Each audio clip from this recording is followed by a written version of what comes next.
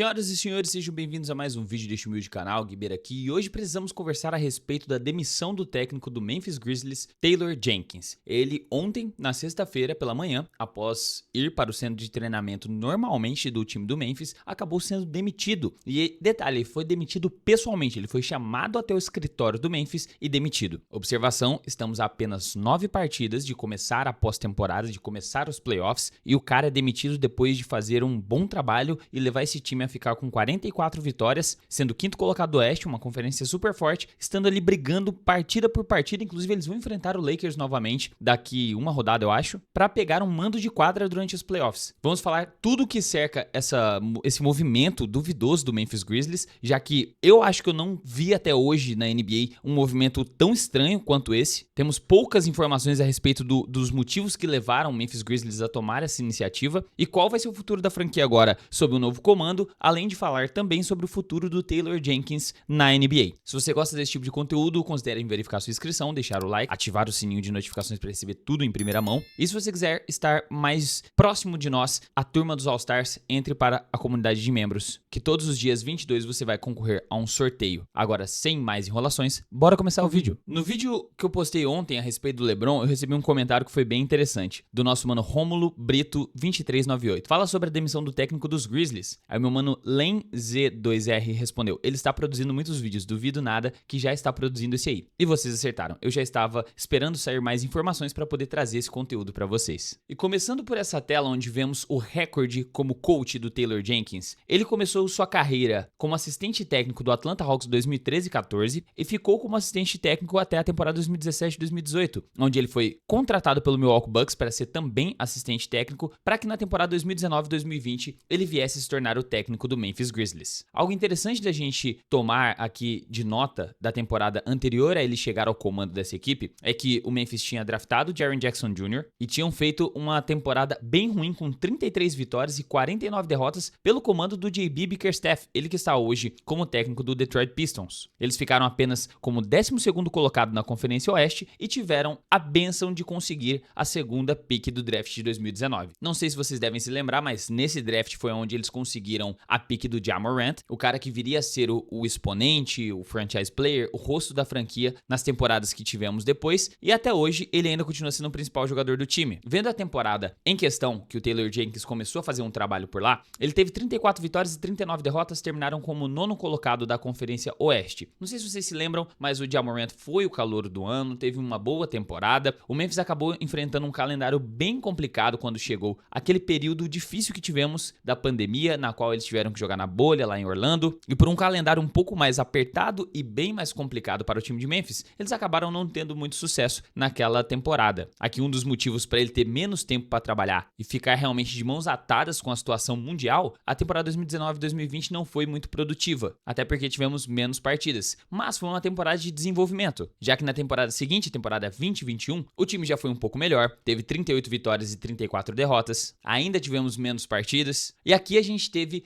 a ascensão, podemos dizer assim, de Ja Morant e também de Jaren Jackson Jr. Dois estavam se mostrando como potenciais All-Stars, jogadores que o Memphis Grizzlies podia confiar o futuro da franquia. E aqui eles ainda conseguiram se classificar para uma pós-temporada, na qual eles fizeram a primeira partida onde eles perderam, aí ganharam a segunda partida e foram para enfrentar o Utah Jazz na primeira rodada dos playoffs e acabaram sendo eliminados. Mas mesmo assim, um time sair de 12º colocado para um time que performou mal no período da bolha, sob um novo comando, com 2 jogadores assim com pouca experiência sendo os principais atletas, para depois conseguir atingir os playoffs, já é uma escadinha gradual muito interessante. E aí na temporada seguinte, 2021-22, foi onde tivemos a explosão de Ja Morant. O cara veio para ser Most Improved Player, foi condecorado como All-Star, teve várias menções honrosas nos prêmios individuais e conseguiu, junto com um trabalho bom que o Taylor Jenkins estava empenhando dentro desse elenco, o time do Memphis Grizzlies atingiu as 56 vitórias e 26 derrotas, sendo o 2º colocado da Conferência Oeste. Isso é um feito muito respeitoso. E para coroar ainda mais esse sucesso que eles tiveram na pós-temporada, eles conseguiram ganhar sua primeira série de playoffs, passando pelo Minnesota Timberwolves e chegando a enfrentar o Golden State Warriors na segunda rodada. E esse time era bom o suficiente para bater de frente com o Golden State. Eles tiveram um problema, lesão do Ja Morant, algo que já era recorrente de outras temporadas, mas ainda assim, pelo estilo dele, pelo time acreditar no desenvolvimento, acreditar na fase de adaptação, acreditar que ele fosse ficar mais saudável, isso não era um problema. Tivemos muitos casos de jogadores que tinham histórico de lesão, mas a partir de um ponto eles acabaram entrando numa linha de equilíbrio e não se lesionando mais tanto. Mas de qualquer forma, a derrota que eles tiveram durante essa pós-temporada de 2022, eles perderam para os campeões da NBA, cara. Perderam para o time que levou o caneco. Ainda mais sem o Ja Morant, por metade da série eles perderam em 6 jogos. Vindo para a temporada agora 2022-2023, o Memphis Grizzlies continuou lidando com muitas lesões.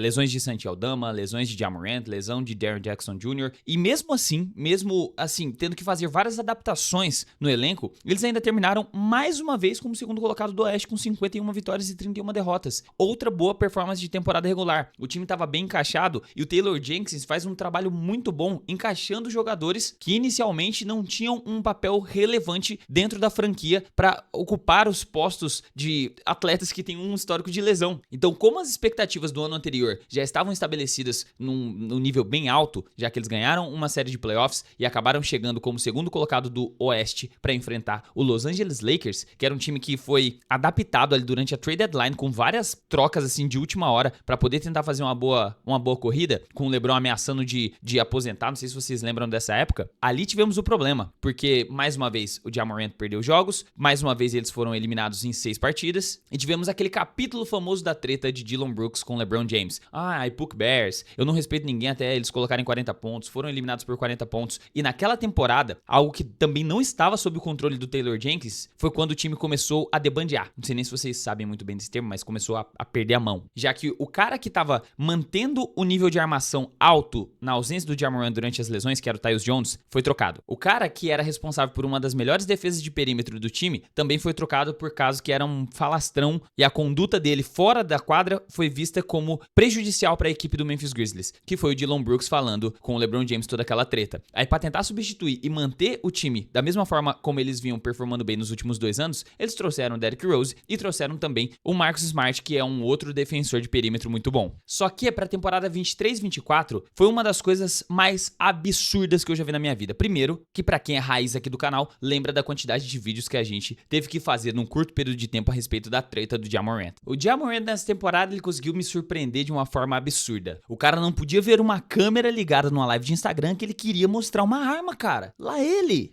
só esteve presente durante 9 partidas durante a temporada regular. Como que isso estaria diante do controle de Taylor Jenkins? Eles terminaram como 13º colocado no Oeste, mano, com 27 vitórias e 55 derrotas. Sem deixar de citar que eles foram o time que tiveram o maior número de jogadores rotacionando dentro do seu elenco na história da NBA. Foram 33 jogadores diferentes durante uma temporada regular. Chegou num ponto onde tinha jogadores do Memphis Grizzlies que, tirando o Mãozinha Pereira, que é nosso BR querido, eu não conhecia metade dos jogadores que estavam em quadra. Era jogadores vindo da D-League, jogadores vindo não sei da onde pra poder completar esse elenco e os caras poderem entrar em quadra e disputar a temporada regular, cara. Então tivemos problema de múltiplas lesões. Ambos os jogadores que chegaram pra substituir os jogadores que saíram, tanto Marcus Smart quanto Derrick Rose lesionados, Ja Morant com problema de suspensão, Jaren Jackson Jr. lesionado, tivemos até a ascensão daquele rookie, o DJ Jackson, que jogou muita bola. Então teve muita coisa acontecendo na temporada passada que estava fora do controle 100% do técnico Taylor Jenkins. Dito tudo isso que eu falei pra vocês, voltando aqui pro histórico do Taylor Jenkins, ele sendo o técnico mais vitorioso da história da franquia com 464 jogos, 250 vitórias, 214 derrotas, 53,9% de aproveitamento, sendo o segundo técnico mais vitorioso na história dos playoffs com apenas 9 vitórias, em perspectivas analíticas frias. Que culpa esse cara teve pra ser demitido? Isso foi o que mais me deixou indignado, porque pra mim essa demissão não faz o menor sentido, tendo 9 jogos apenas, eu vou repetir isso, pra acabar a temporada regular. E voltando mais uma vez aqui para o recorde do Memphis Grizzlies, eles não estão mal. Eles estão com 44 vitórias e 29 derrotas, disputando o mando de quadra com o Lakers, cara. Antes de gravar esse vídeo, eu tentei vir aqui pra entender qual foram os reais motivos do Memphis Grizzlies demitir o Taylor Jenkins, e eu não consegui encontrar. Eles estão fazendo uma temporada boa, eles estão vindo de uma crescente de resultados sem depender da principal estrela deles, já que o Ja Morant tá fazendo outra temporada na qual ele vive lesionado. Fizeram com que vários jogadores de baixa relevância tomassem um posto importante nessa equipe, como Santi Aldama vem jogando muita bola, Scottie Pippen Jr. depois de sair do Lakers, jogar, 5 jogos com o Lakers, jogou 12 na temporada passada. Nessa temporada ele veio pra ser um sólido armador como a segunda opção, vindo do banco de reservas. Colocou outro cara como Jay Huff, aquele pivôzão que mata a bola pra 3, que antes de chegar nas mãos do Taylor Jenkins e no Memphis Grizzlies é um cara que também ninguém conhecia muito bem o trabalho e agora estão respeitando o cara como um sólido pivô que espaça a quadra. Jaren Jackson Jr. Jr., Ja Morant, até o próprio Desmond Bane, quando chegou, teve 2 temporadas ruins até começar a desenvolver na mão do Taylor Jenkins. Ele faz um trabalho de ingressar atletas e de dar oportunidade para atletas novos que é muito pouco valorizado. Ele coloca jogadores nas suas melhores versões, mesmo sendo jogadores de baixa performance, que se fosse em outra franquia como o Miami Heat, tava todo mundo aplaudindo, falando que era Heat Culture, que o Erik Spoelstra é um gênio, tá ligado? Mas como é o Taylor Jenkins, é pouco valorizado. Como é o Memphis Grizzlies, que não tem um histórico bom nos playoffs, por conta da maioria das temporadas ter jogadores lesionados, é pouco valorizado. Então, na minha cabeça, se o nosso mano Taylor Jenkins não fez alguma coisa muito sinistra dentro do vestiário, como o que aconteceu lá com o Ime Udoka, quando ele saiu do Boston Celtics, porque ele tava se envolvendo com uma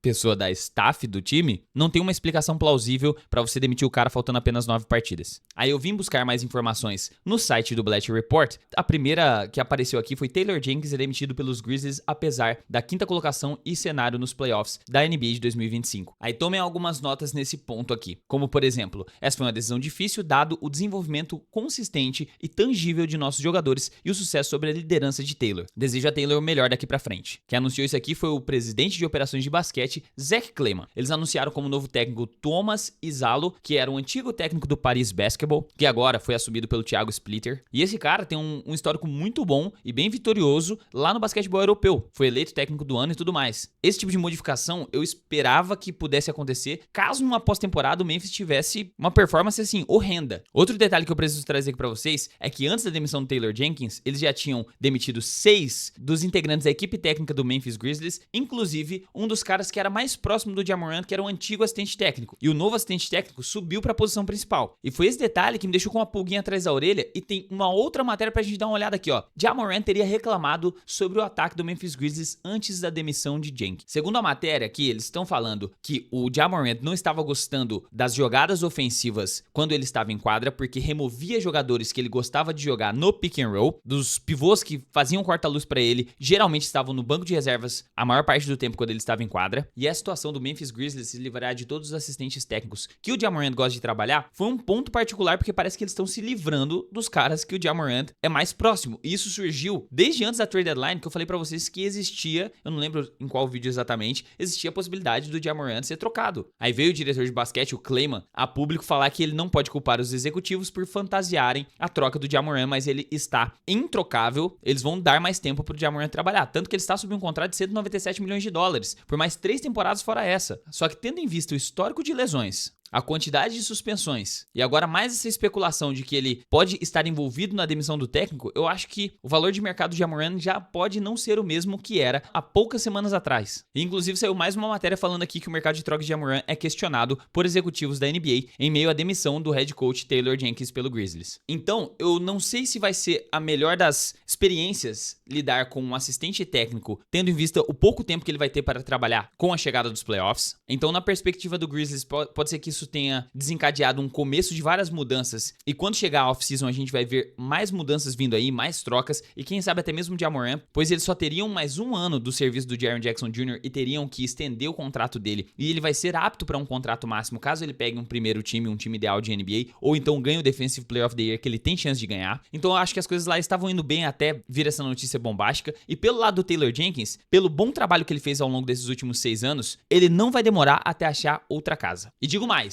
o Milwaukee Bucks deveria pegar o telefone e ir atrás de Taylor Jenkins e se livrar do Doc Rivers quando chegasse off-season. Uma oportunidade como essa de se livrar de um cara como Doc Rivers e pegar um nome competente como Taylor Jenkins vai demorar a aparecer novamente. Então essas são as notícias do vídeo de hoje. Na minha opinião, foi uma estupidez o que fez o front office do Memphis Grizzlies. Um movimento totalmente inesperado e totalmente mal calculado tendo em vista a distância que estamos dos playoffs, mas só veremos o real impacto desse movimento que o Grizzlies fez quando chegar a off-season. Mas e aí, o que você acha da demissão do Taylor Jenkins? Deixa aqui nos comentários que a sua opinião é muito importante para esse canal. Se você ficou até aqui, considerem verificar aquela sua inscrição, o seu like, se você gostou do vídeo, e ativar o sininho para você receber mais vídeos como esse em primeira mão. E se você quiser ajudar mais diretamente, tem a família dos membros, a rapaziada que todo dia 22 concorre a sorteios, que tem um grupo no Telegram para poder trocar ideia de basquete e fica um pouco mais próximos de mim. Inclusive, podem sugerir conteúdos lá na aba dos membros. Então você vai estar ajudando o canal diretamente e ainda ter alguns benefícios por isso. Agora sim, eu vou ficando por aqui. Muito obrigado por assistir mais um vídeo. Um forte abraço, até a próxima e falou!